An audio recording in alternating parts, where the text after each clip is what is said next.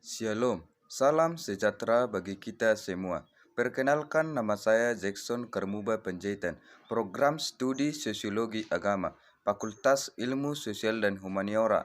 Di sini saya akan menjelaskan materi mengenai sosiologi kurikulum. Selamat menyaksikan. Sosiologi kurikulum.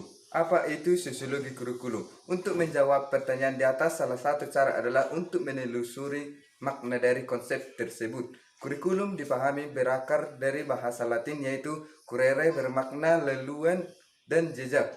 Dengan demikian, kurikulum dimengerti sebagai suatu leluhur yang akan ditelusuri. Makna ini meluas menjadi jurusan. Dalam bahasa Inggris, kurikulum dipahami sebagai jelmaan atau metamorfosis. Panduan pengertian kurikulum ini dipahami sebagai leluhur dari satu peringkat ke peringkat berikutnya. Bagaimana pandangan para ahli tentang pengertian kurikulum? Berikut ini beberapa pandangan para ahli tentang kurikulum. 1. Menurut Grayson, kurikulum adalah suatu pencernaan untuk mendapatkan keluaran yang diharapkan dari suatu pembelajaran. 2. Menurut Inlow, kurikulum adalah semua pengalaman yang direncanakan yang dilalui oleh sekolah untuk menolong para siswa dalam mencapai hasil belajar kepada kemampuan siswa yang paling baik. Menurut William Background, semua pengalaman anak yang menjadi tanggung jawab sekolah. Jadi, kurikulum berdasarkan pendapat para ahli tersebut dapat dipahami sebagai berikut.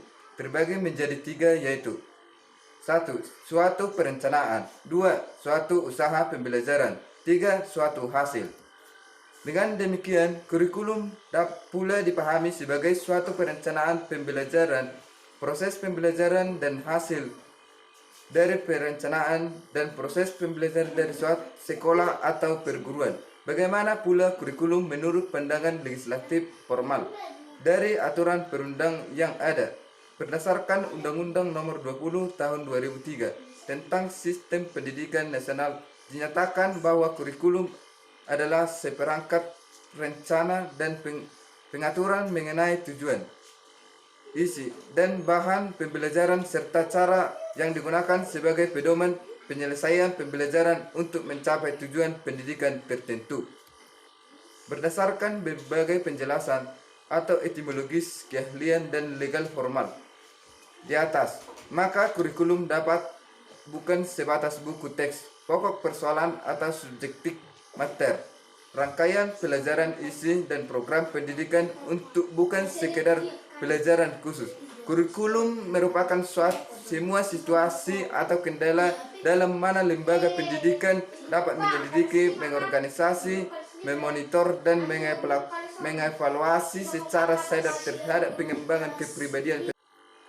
B. Tipologi kurikulum dibagi menjadi 5 bagian yaitu 1. Kurikulum berdasarkan isi. Kurikulum berdasarkan isi yang terkandung di dalamnya mempunyai 3 tipe yaitu kurikulum klasik, kurikulum vokasional, dan life adjustment. 2. Kurikulum berdasarkan model pengembangan. Kurikulum berdasarkan bagaimana dia dikonstruksi atau dibangun dapat mengambil 2 tipe yaitu kurikulum model administratif dan akar rumput. 3. Kurikulum berdasarkan harapan kenyataan. Berdasarkan harapan kenyataan, kurikulum dapat dibagi ke dalam kurikulum ideal dan real atau aktual. 4. Kurikulum berdasarkan struktur dan materi pembelajaran. Berdasarkan struktur dan materi pembelajaran, kurikulum dapat dibagi ke dalam tipe kurikulum terpisah, kurikulum terpadat, dan terkolerasi. 5. Berdasarkan cukupan penggunaan. Berdasarkan cukupan penggunaan, kurikulum biasa diklasifikasikan atas kurikulum nasional, lokal, dan sublokal atau sekolah. C. Model kurikulum pendekatan teoritis. 1. Model kurikulum teknis saintifik. Inti dari model kurikulum teknik saintifik atau rasionalisasi adalah semua bentuk kehidupan manusia dapat dicari hukum-hukum yang bersifat umum. Melalui hukum ini, kegiatan manusia dan tindakan manusia dapat dikontrol, dirasionalisasi, atau dibirokrasi. Dengan cara ini, kurikulum dipandang memiliki derajat objektivitas, universitas, dan logika yang tinggi, sehingga efisiensi dan efektivitas sistem pendidikan yang tinggi dapat dicapai. Semua ini dapat diraih dengan penerapan manajemen ilmiah. 2. Model kurikulum refleksif. Kurikulum dilihat sebagai konstruksi dari sosial dari para pembuatannya. Oleh sebab itu, kurikulum dapat diperbincangkan, didistribusikan, dirundingkan, dan dinegosiasi secara bersama-sama. Kurikulum seperti apa yang biasa didiskusikan? Untuk menjawab pertanyaan ini, paling tidak ada 2 tingkat kurikulum, yaitu 1. Kurikulum holistik, yaitu suatu bangunan keseluruhan untuk diterima peserta didik untuk sekolah seperti kurikulum SMA, jurusan IPS atau kurikulum program studi sosiologi di suatu perguruan tinggi. 2. Kurikulum parsial, yaitu suatu bagian dari bangunan tertentu dari bangunan keseluruhan yang diterima peserta dari sekolah seperti silabus sosiologi di SMA jurusan IPS atau sosiologi pendidikan dari program studi sosiologi. 3. Model kurikulum yang rasional. Intinya adalah usaha untuk memperlihatkan apa yang diajarkan di sekolah dengan struktur sosial. Jadi adanya pangkuan bahwa apa yang dianggap sebagai pengetahuan di sekolah tumbuh dari suatu latar belakang dari historis tertentu. Pikiran tentang apa yang seharusnya diajarkan di sekolah, bagaimana cara mengajarkan dengan cara apa yang mengajarkan dan siapa yang dapat mengajarkan adalah refleksi dari sejarah struktur sosial atau masyarakat. Dengan kata lain, apa yang diusung dalam pemikiran tentang tujuan isi diharapkan dapat diselesaikan melalui pendidikan. D. Kurikulum tersembunyi. Konsep kurikulum tersembunyi atau hidden kurikulum menurut Belitne dikembangkan oleh Boston Standard pada tahun 1971 dan digunakan oleh para pendidik sosiologi dan psikologi. Dalam menjelaskan sistem informasi, konsep ini menunjukkan pada permintaan inspirasi atau sebagai lawan dari kewajiban eksplisit dan kurikulum tampak atau fleksibel kurikulum yang ditentukan pada setiap situasi pembelajaran yang mana mahasiswa harus mengetahui dan menanggapi sehingga dapat bertahan di dalamnya. Kurikulum tersembunyi menunjukkan pada peraturan regulasi dan rutin yang mana partisipasi sekolah mesti menyesuaikan diri itu dapat dilihat melalui bagaimana ruang kelas di organisasi, sistem penghargaan dan sosialisasi moral berlangsung melalui peraturan, regulasi dan rutin. Kurikulum dan evaluasi. Diskusi kurikulum dan evaluasi melalui pembahasan tentang evaluasi kurikulum dan dampak evaluasi kurikulum pada proses di sekolah. 1. Evaluasi kurikulum. Evaluasi kurikulum dapat dipahami secara holistik dan parsial. Secara holistik, evaluasi kurikulum berarti evaluasi pendidikan secara menyeluruh, meliputi 1. Isi atau substansi. 2. Proses pelaksanaan program pendidikan. 3. Kompetensi lulusan. 4.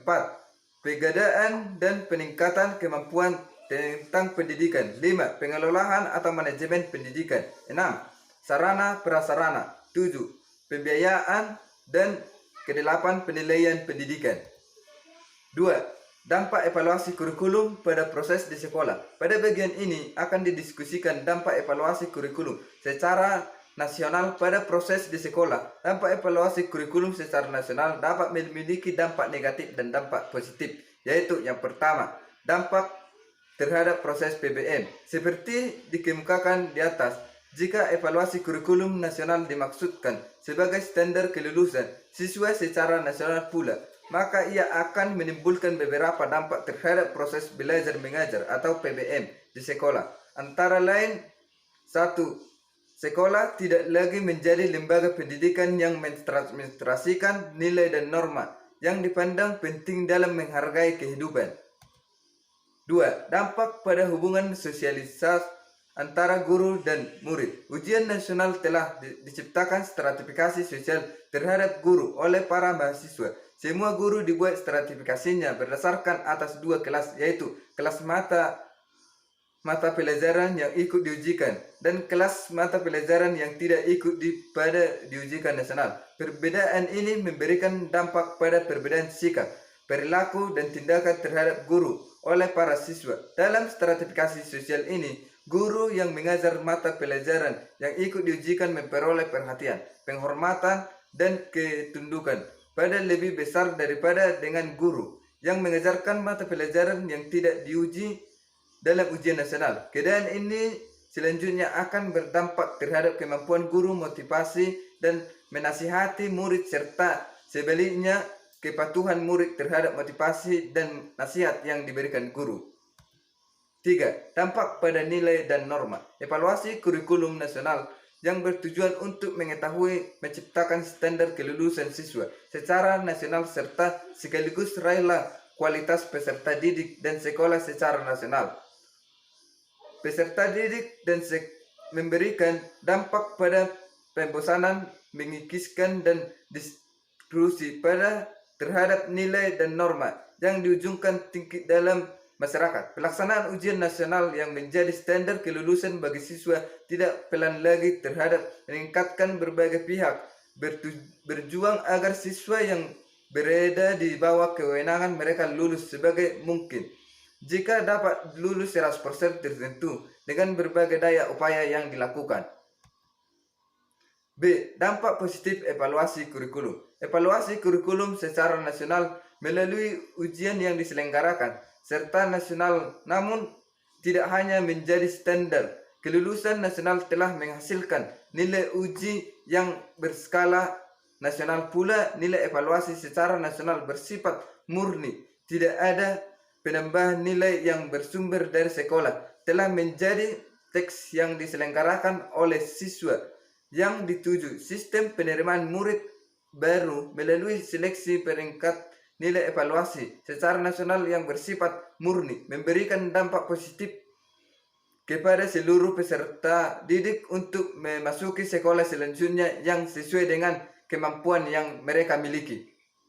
Melalui pola ini dimungkinkan anak-anak dari keluarga miskin bisa menikmati pendidikan di sekolah untuk bermutu karena prestasi sang anak sendiri. Adapun penerimaan siswa murid baru memenuhi tes yang diselenggarakan di sekolah menciptakan ketidakadilan karena seleksi ini menyebabkan terjadinya korupsi dan nepotisme sebab uang dan relasi dengan pihak sekolah atau kepala sekolah atau guru dijadikan standar untuk kelulusan sekolah. Sekian dan terima kasih.